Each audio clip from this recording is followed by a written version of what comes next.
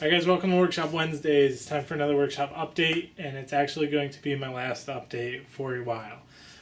Basically, I'm taking a little bit of a turn.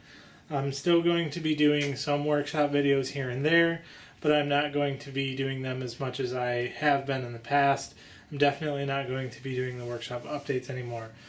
2 videos a week was just burning myself out. Even 1 video a week was pretty hard to do.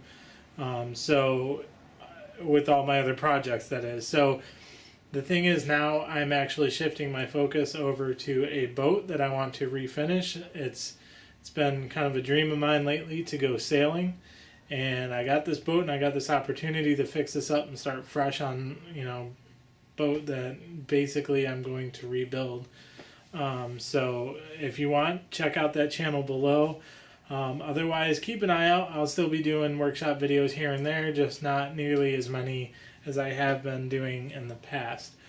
With that said, I do have a video coming out this Wednesday that I had done a while ago. I just never got around to actually editing the video and posting it. So that one will be coming out this Wednesday. It's another lidded box.